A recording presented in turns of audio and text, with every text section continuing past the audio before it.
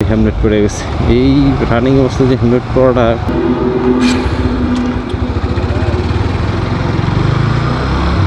আসসালামু আলাইকুম, কেমন আছেন সবাই? যে যেখানে আছেন আশা করি আল্লাহর মধ্যে ভালো আছেন, সুস্থ আছেন। আরও একটি ব্লগ নিয়ে আবার আপনাদের সামনে।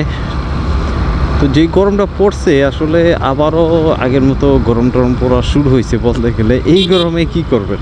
এই গরমে কিছু তো করার নাই। এই গরমে শুধু হইতেছে যেটা সেফলি জায়গায় থাকবেন। যারা কাজকর্মে থাকেন তাদের বিষয়টা আলাদা, তাদের গরম নাই শীত নেই, কাজ তো কাজই। তো আসলে মানে সব মিলে সব কিছুই ঠিক আছে মানে আমার মতে। তো এই যেই মানে গরমটা পড়তেছে আমার মনে হয় না আবার গরম থাকবো। দেখা গেছে কিছুদিন পর আবার মেঘা উঠে দেখেন ওরে বাবা বাচ্চার কী কাজ কাম কাজ। আবার চলে আসলাম আপনাদের সামনে আরও একটি ব্লগ নিয়ে, রাস্তার পুরান কথা বলা নতুন।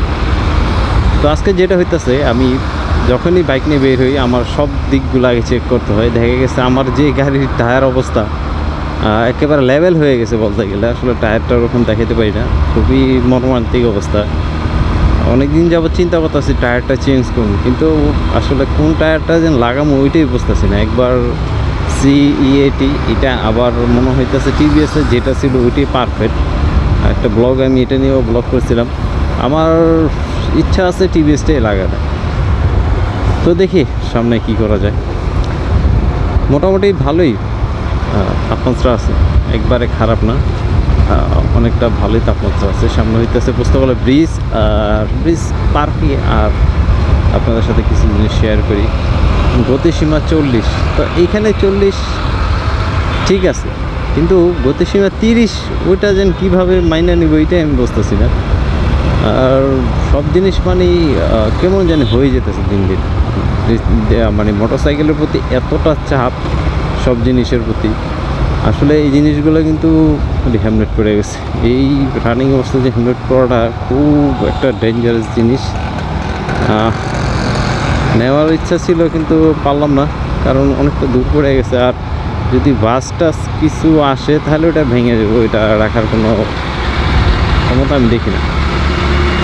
আসলে এইসব জিনিসগুলো আমাদের চেক করা দরকার, কারণ ওগুলো হচ্ছে একেবারে নর্মাল হেলমেট। আর সম্ভবত এটার লক করা ছিল না, যার জন্য বাতাসে উড়ে গেছে এরকম অবস্থা।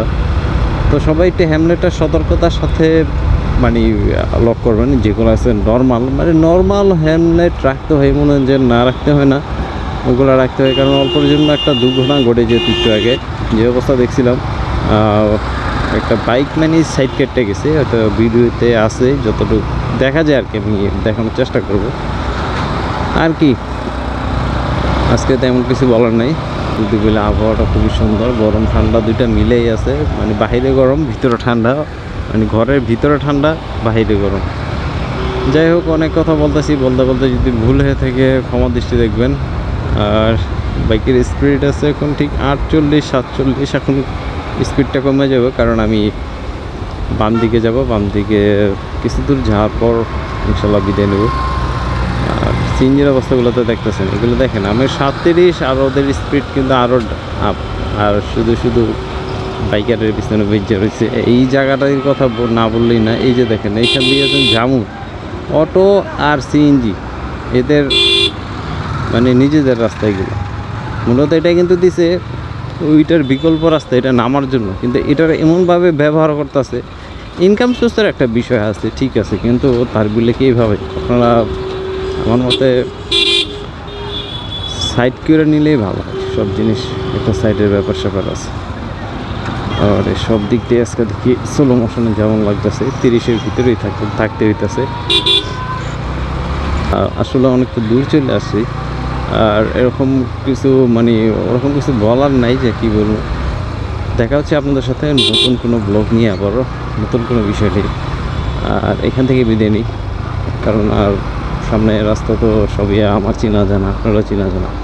তো সে পর্যন্ত সকলে ভালো থাকবেন, সুস্থ থাকবেন, নিরাপদে থাকবেন। আল্লাহ হাফেজ।